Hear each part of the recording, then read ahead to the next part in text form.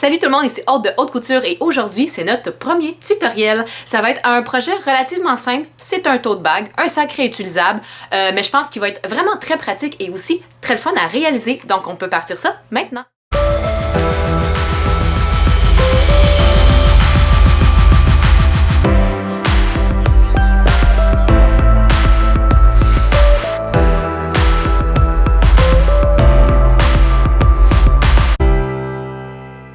On va pouvoir s'installer. La première chose, ça va être de télécharger le patron PDF qui va être dans la boîte à description juste en dessous et de choisir le bon tissu. Vous pouvez utiliser un tissu qui est en Denain ou quelque chose qui est en canevas. Ça va vous prendre un tissu qui est quand même très résistant. Le mien, celui que je vais utiliser, c'est un tissu que j'ai trouvé au Ikea, genre 3$ le mètre. Pour vrai, les tissus au Ikea sont vraiment pas chers. Fait que si vous allez faire un tour là dans les prochains jours, allez jeter un coup d'œil à leur section tissu. Mais sinon, une toile très rigide va faire l'affaire. Ok, fait que là, on peut s'installer. Moi, ce que je vais faire, c'est que je suis déjà prête à couper parce que mon patron est déjà assemblé. Vous, votre patron, vous allez le faire imprimer en format PDF. Si vous avez de la difficulté ou si vous ne savez pas comment assembler un patron digital comme ça, j'ai donné un exemple, l'assemblage justement de ce patron-là sur ma page. Donc, c'est un tutoriel que j'ai fait. Si vous voulez vous y référer, je vous conseille d'aller le voir. Donc, quand vous avez votre pièce de patron assemblée avec les ronds correctement, vous avez des lignes. Moi, ce que je vous conseille, c'est à chaque fois que vous vous installez pour faire une couture, peu importe c'est quoi le patron, que ce soit le mien ou que ce soit un patron en enveloppe, regardez votre pièce parce qu'elle va vous donner toutes les informations nécessaires pour l'assemblage. Fait que des fois, ça va être plus facile après ça de vous projeter dans la couture que vous allez avoir à faire. Vous avez toujours indiqué c'est quoi le patron. Là, bon, moi j'ai marqué haute couture parce que j'aime bien que mon nom soit dessus. La pièce, donc ça exactement c'est quoi? C'est le sac intérieur et extérieur parce que c'est un sac qui est doublé. Vous n'êtes pas obligé de le doubler, c'est juste que les finitions vont être différentes. Si vous vous sentez à l'aise, vous pouvez modifier ça. Fait que si maintenant vous voulez faire des sacs réutilisables avec des restants de tissu puis que vous n'en avez pas assez pour le faire doubler, c'est quelque chose qui est possible de faire. C'est juste que moi les sacs réutilisables, j'aime bien quand ils t'offrent vraiment longtemps. Donc le nombre de fois que vous voulez couper la pièce et les valeurs de couture. Mes valeurs de couture, je les fais toujours à 1/4 de pouce, qui équivaut environ à 5 mm. Libre à vous d'en rajouter si jamais vous trouvez ça trop petit, puis que vous trouvez que vous n'avez pas beaucoup de jeu, mais je trouve que plus que ça, c'est pas nécessaire, à mon goût, à moi. Donc, je sais que j'ai toutes mes pièces. J'ai un double fond au sac parce que moi je mets mes livres de bibliothèque dedans. Puis quand je vais avec ma fille, je me retrouve toujours avec 12 livres, 2 pour moi puis 10 pour elle. Fait que j'aime bien qu'il y ait un double fond. J'ai mis une petite poche aussi à l'extérieur. Encore là, moi je l'utilise pour mettre ma carte de bibliothèque, mais libre à vous de mettre ce que vous voulez dedans. Et les bretelles pour le sac. Donc une fois que je sais que toutes mes pièces sont sorties, sont bien assemblés, je sais que je peux partir. Donc, ce qu'il me reste à faire, c'est à laver mon tissu et à venir le placer.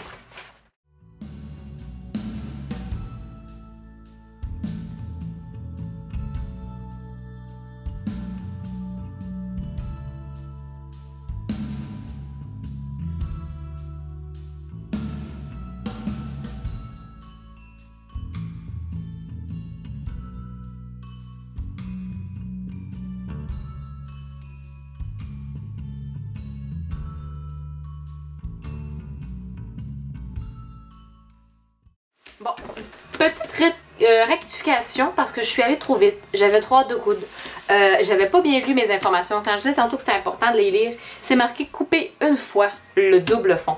Parce que on n'a pas besoin de le couper 2 fois, on le met juste à l'extérieur pour le renforcer. Parce que le sac, étant donné qu'il est déjà double, on n'a pas besoin de mettre un double fond à l'extérieur et à l'intérieur. Donc, c'est juste pour l'extérieur, extérieur seulement. Donc, ce qu'il aurait fallu que je fasse, c'est que pour venir faire cette pièce-là, du même principe que la poche, il aurait fallu que je vienne déplier mon tissu pour venir le couper. Comme ça, ben, j'en aurais pas eu 2 fois. Là, je l'ai coupé en double, fait que je l'ai coupé de trop. C'est pas grave, mais quand on essaie d'économiser le plus de tissu possible, on essaie de pas faire ça. Donc, et voilà, tout est coupé. Ce qui va me rester à faire, c'est faire du marquage là où il y en a. Donc, moi, je sais que les seules places où est-ce que j'ai des trucs à marquer, c'est sur ma grande pièce de sac. Donc, je vais aller chercher mon crayon marquage. Donc, j'ai mon emplacement de fond et j'ai mon emplacement de poche et l'emplacement de bretelles. Ça va être les 3 emplacements que je vais avoir besoin de venir marquer parce que autrement, étant donné que c'est un sac et c'est relativement simple, j'ai pas besoin là, de venir faire d'autres crans. Fait, où est-ce que j'ai ma ligne pointillée pour l'emplacement de fond de poche, de fond de sac, pardon, je vais venir me faire un petit trait. Vous pouvez venir faire un cran en coupant. Personnellement, c'est pas comme ça que j'aime travailler. Fait que je le fais au-dessus et en dessous. La raison pour laquelle, c'est que veut pas un cran, quand on vient le couper, ça vient affaiblir le tissu. Il y a certains tissus qui le tolèrent très bien, d'autres qui le tolèrent pas tant. Donc, ce que j'aime faire, c'est tout le temps venir le marquer. Comme ça, je sais que je prends jamais la chance que mon tissu s'affaiblit. On va retourner le tout pour venir marquer vos bretelles et la poche. Parce que on va les poser sur l'endroit. C'est pas pour assembler. Donc, je vais désépingler et venir marquer. Donc, j'ai ma pièce. Ce que je vais faire, c'est que je vais venir la replacer. Et je vais venir marquer mon emplacement. Parce que mes bretelles, je vais venir le coudre sur le devant du sac. Donc, il faut que je puisse le voir, naturellement. Si vous voulez être sûr, vous pouvez réépingler grossièrement, là, juste pour être sûr que vous êtes à la bonne place. Mais moi, je vais y aller tout de go. Comme ça. Je me suis faite avec un petit poinçon, un trou dans mon patron. Fait que je fais juste venir appliquer ma pointe dans le petit trou. Fait que là, sur mon tissu, je vais avoir ma marque. En haut, je fais la même chose. Puis, mon emplacement de poche. Même chose l'autre côté. Sauf que là, l'autre côté, j'ai un micro problème dont nous avons déjà la solution. Ma bretelle tombe sur du noir. Je peux pas marquer avec du mauve, on va rien voir. J'ai mon crayon blanc. C'est pour ça que je trouve ça pratique d'avoir les deux. Parce que si j'avais marqué juste avec mon mauve, ben, on n'aurait rien vu. Fait que là, une fois que ça c'est fait, j'ai mes 2 points ici, mon emplacement de poche qui est ici, mes 2 crans qui sont ici. Ce que je vais faire, c'est que je vais venir chercher une règle et je vais juste venir tirer ma ligne. Parce que honnêtement, ça va être beaucoup plus simple. Vous n'êtes pas obligé, là, vous pouvez toujours vous placer... Oups, c'est un petit peu croche. Je vais rétablir le tout. Qu'est-ce que je voulais dire? Oui, vous n'êtes pas obligé de tirer la ligne, mais honnêtement, quand vous allez venir faire votre assemblage, je pense que ça va être quand même un petit peu plus facile.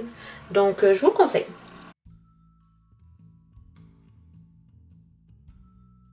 Donc, je vais faire la même chose pour mon emplacement bretelle sur l'autre côté. Si j'avais eu une poche aussi au dos, je l'aurais faite, mais je ne l'ai pas dans ce cas-ci.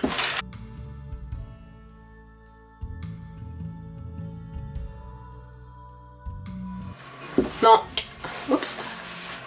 Donc, une fois que tous mes marquages sont faits, mes emplacements, je vais pouvoir commencer à coudre. Donc, première chose à faire, aller enfler ma machine dans la bonne couleur, m'assurer que j'ai la bonne aiguille, le bon fil de canette, puis on va pouvoir partir ça. Donc, une fois que tout est marqué, la première chose qu'on va venir faire, c'est assembler les pièces qui vont venir se placer en appliqué, parce que c'est la première chose qu'on doit faire. On va commencer par la poche.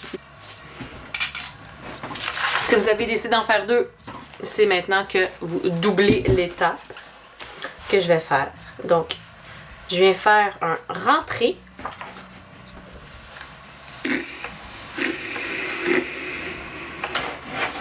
Et un retourné.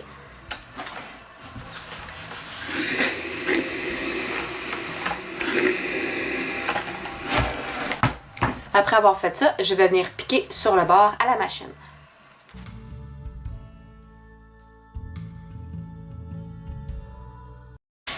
Bon, une fois que votre poche est cousue, je vais juste venir la presser un petit peu. Bon, ce que je vais faire, c'est que je vais la faire dépasser de 1/4 où est-ce qu'il va y avoir la bretelle, 1/4 où est-ce qu'il va y avoir la bretelle et 1/4 où est-ce qu'il va y avoir le fond.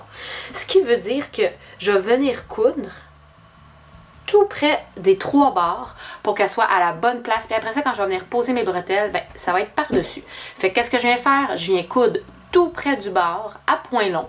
C'est seulement un point, c'est pas un point d'assemblage, c'est un point bâti. C'est un point qui ne sert pas à tenir quelque chose définitivement. C'est seulement pour qu'il soit en place en attendant la prochaine étape. Donc, le plus près du bord, je m'en viens faire un point long. Et voilà, ça c'est fait. C'est très important de venir vraiment sur le bord parce que quand on va venir placer mes bretelles, je ne veux pas que la couture que je viens de faire paraisse. Une fois que la poche est assemblée, ça va être au tour des bretelles. Donc j'enlève les épingles. Là, on va y aller une à la fois. Ça va être le même principe pour les deux. Je vais venir plier endroit contre endroit et partout, je vais venir le coudre sur le long bord. Je ne coupe pas mes extrémités. Donc, comme je disais, une fois que mes 2 bretelles sont pressées, c'est un pressage pour m'aider à venir assembler puis que ma bretelle soit bien placée. Maintenant, ce que je fais, c'est qu'à 1/4 de mon bord, je m'en viens assembler à point régulier.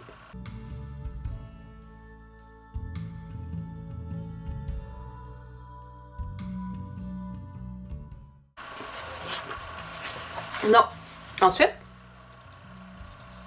je viens me piquer une épingle à couche, pardon, dans seulement une épaisseur. Puis je vais venir la mettre à l'intérieur. Je vais venir me faire un genre de tube que je vais venir placer avec mes doigts. Ça demande un peu de dextérité. Puis une fois que tout est à l'intérieur comme ça ici, ben avec mon aiguille, mon épingle à couche, ben avec mes doigts, je la fais glisser.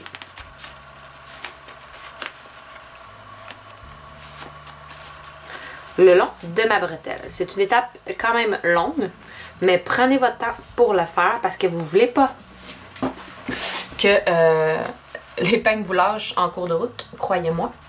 Donc, on y va doucement. Puis au fur et à mesure qu'on rentre l'épingle, on tire.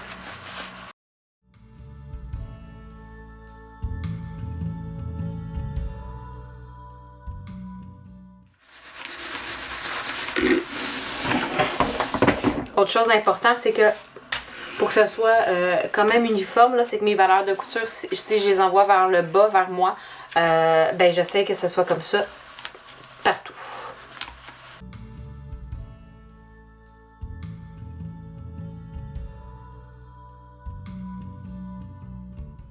Une fois que mes 2 bretelles sont bien pressées, honnêtement, là, prenez le temps pour faire le pressage, hein, parce que ça paraît peut-être pas, mais c'est une étape très importante qui vous facilite la vie puis qui, honnêtement, fait des résultats toujours plus beaux.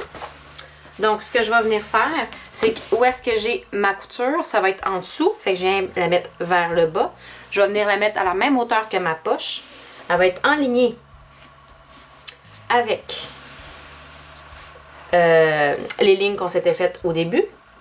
Fait que moi, je vais quand même venir me mettre des épingles, même si tout ce que j'ai à faire, c'est suivre la ligne.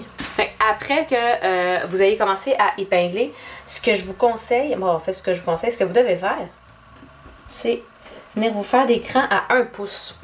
Parce que c'est jusqu'ici que vous allez venir coudre, pas plus haut.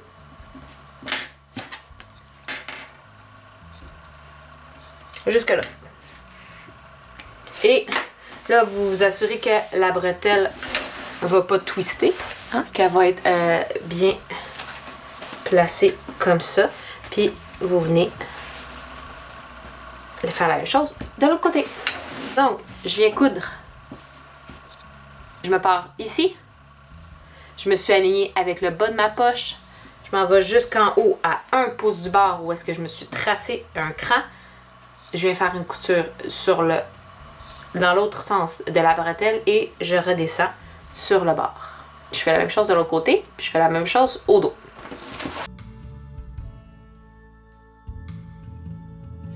Bon, une fois que mes bretelles sont posées, je pense qu'un petit coup de fer s'impose. Mon double fond, pour qu'il y ait une belle finition, c'est que je vais venir rentrer au fer 1/4 de pouce en haut et en bas. pour faire votre retournée de, de 1/4 de pouce, vous pouvez vous aider d'un galon pour vous assurer d'avoir toujours la même mesure ou d'un petit gabarit pour vous aider à faire ce ourlet-là.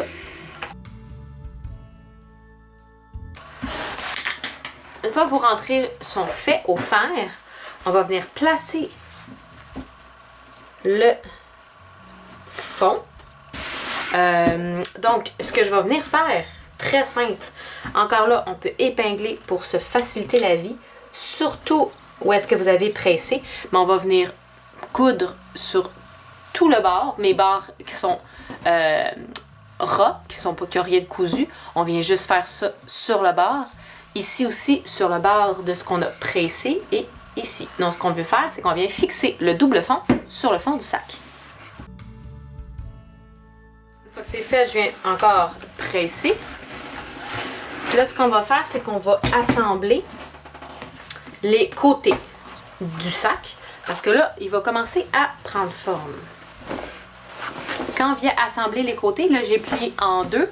Fait que mon petit carré rectangle qui était au milieu est rendu dans le bas. Mon fond de mon sac est ici. L'ouverture est en haut. Donc, ce que je vais faire, c'est que je vais venir placer bord à bord. Je vais venir m'assurer que mes fonds arrivent à la même place. Et je vais venir coudre le long ici. La même chose de l'autre côté. Bon, là, je suis allée faire l'extérieur que j'ai plié en deux et cousu. L'intérieur, j'ai cousu un bord. Mais là, avant d'aller coudre l'autre côté, je veux juste vous dire qu'il faut se laisser un espace. Fait qu'on va venir coudre d'ici à ici, mais on va pas coudre ici. C'est très important. La largeur que vous allez vous laisser, elle est plus ou moins importante, mais ce que je vais faire, c'est que je vais venir me mettre un épingle ici, où est-ce qu'il y avait mon cran pour mon double fond. Je vais venir me faire un cran un petit peu plus haut pour vous donner là une idée grosso modo. Je suis à 8 pouces. Donc, je vais venir me remettre un épingle ici. Et ce que je vais faire, c'est que je vais venir me mettre un épingle dans l'autre sens. Ce qui veut dire que quand je vais venir assembler, je ne me tromperai pas, je ne vais pas passer tout droit puis coudre où est-ce qu'il ne faut pas. Je sais qu'il ne faut pas que je vienne coudre ici. Fait que je viens coudre du début jusqu'à mon cran, de mon cran jusqu'à la fin. Bon, je vous ai amené la machine avec moi. Je pense que ça va être tout simple. J'étais tannée d'être à la table. Donc là, j'ai cousu mes deux pièces intérieures et extérieures. J'ai laissé un espace d'environ 8 pouces sur mon intérieur, sur un des deux côtés. Là, ce qui va rester à faire, c'est cette petite coche-là que vous vous demandez peut-être depuis le début, c'est quoi? Ce que je vais faire, c'est que je vais venir l'ouvrir. OK? Là, je vous regarde pas. Puis, je vais venir le mettre dans l'autre sens. Comme ça. Fait que là, elle était comme ça. Je viens la mettre comme ça. Une chose qui est importante à faire, quand on vient faire ça, c'est que la valeur de couture des côtés va venir au centre de mon fond de sac. Fait, on vient se placer comme il faut, bien à plat. Puis, ce que je vous conseille, c'est de venir ouvrir vos valeurs de couture et de les coudre comme ça. De cette façon-là, il n'y aura pas d'excédent de tissu, puis ça va pas être dur à coudre, ça va pas faire un gros moton, ça va tout être bien placé. Fait, je l'ai épinglé, j'ai mis mon centre où est-ce que ma couture latérale sur le centre de mon fond de sac, puis ça vient être comme ça. Fait que ce que je vais faire, c'est que je vais venir coudre à un quart ici. Et naturellement, on va faire la même chose aux quatre coins.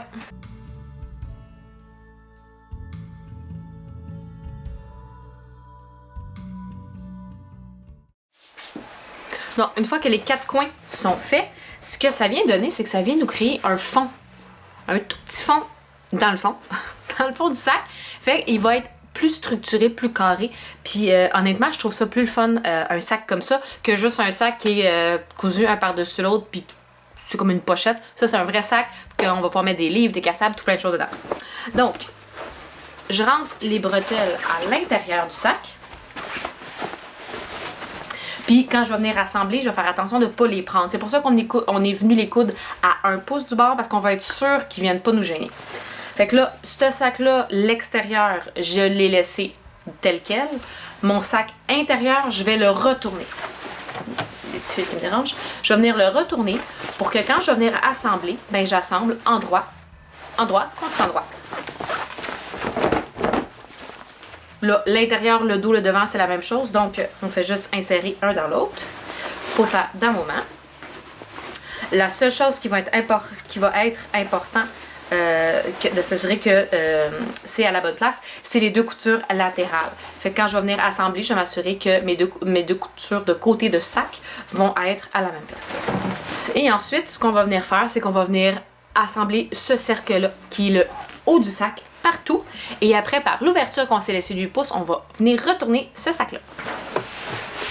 Si votre machine a cette option-là, enlevez le petit bras qu'on peut retirer. Comme ça va être plus facile de venir insérer le sac comme il faut. Donc, quand on arrive où est-ce que les bretelles, on fait attention, on veut surtout pas les prendre dans la couture d'en haut.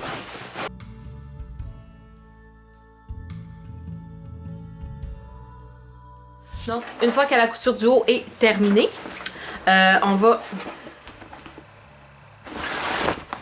ressortir le sac qui est à l'intérieur. Par le trou qu'on s'était laissé, j'insère ma main.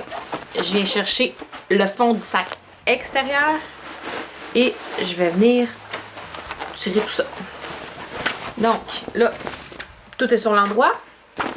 La petite ouverture qu'on s'est laissée à l'intérieur, on va juste venir rentrer un corps partout, puis on va venir là, piquer sur le bord pour le fermer tout simplement. Bon, je vous ai mis de l'autre côté pour être sûr que vous voyez bien puis que mes explications étaient quand même claires. Là. Je suis venue rentrer un corps à l'intérieur en haut, un corps à l'intérieur en bas. En fait, mes deux côtés de sac, je viens les replier un sur l'autre et je viens coudre sur le bord.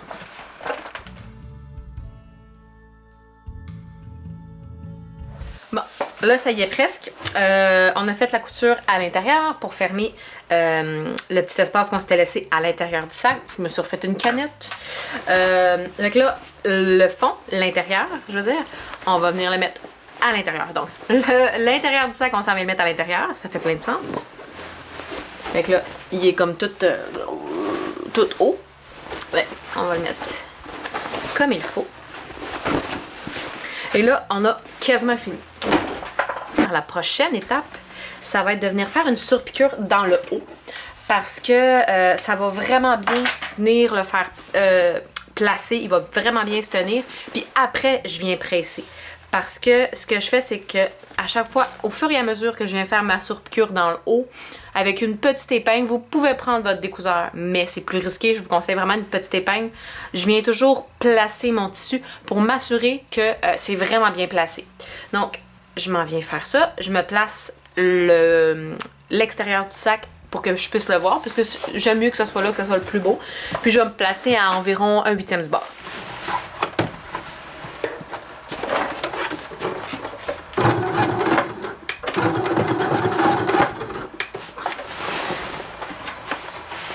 Fait que quand je dis que je vais prendre mon épingle, je m'en viens dans ma couture. Je vais piquer mon épingle ici. Puis avec mes doigts, je viens placer en avant et en arrière.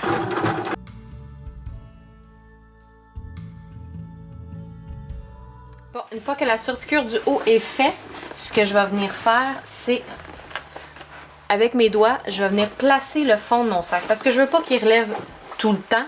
Donc, je vais venir placer là, dans le fond ma couture du fond à extérieur et intérieur, une avec l'autre. Je vais venir épingler. Et je vais venir faire une petite couture dans le bas. Ça peut être directement dans la couture, ça peut être pour faire rajouter une surpiqûre. C'est libre à vous. Ce que je vous conseille de faire, par exemple, c'est de le faire sur l'endroit pour que ce que vous allez voir, ça va être le plus beau.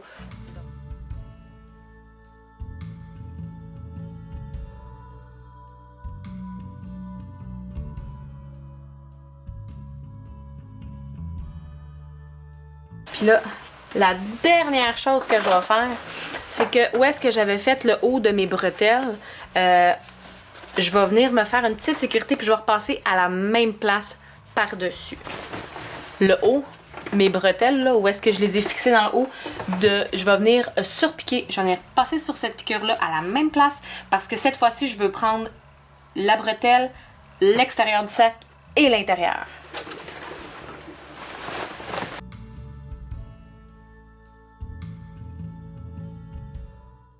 Donc, et voilà, le sac est terminé. J'espère que vous avez aimé le projet. Je pense qu'il n'était pas trop compliqué. Il y a plusieurs étapes. Et oui, je l'ai doublé. Il est vraiment résistant parce que ce sac-là, moi, je l'utilise pour aller à la bibliothèque. La plupart du temps avec ma fille. Fait qu'on sort toujours avec 10 livres pour elle puis 5 livres pour moi. Fait que si je suis capable de transporter 15 livres, je peux-tu vous dire que mon sac, il a besoin d'être résistant. Et celui-là l'est vraiment. N'hésitez pas aussi à aller vous abonner sur ma chaîne et à activer les notifications qui, je crois, se fait en cliquant sur une cloche, quelque chose de genre. Vous allez avoir après ça accès et des notifications sur toutes mes vidéos, que ce soit mes tutoriels, mes do-it-yourself, mes coutures accompagnées ou encore mes vlogs. Donc, j'espère que vous avez aimé le projet d'aujourd'hui et on se voit très bientôt pour d'autres trucs de couture. Bye bye tout le monde!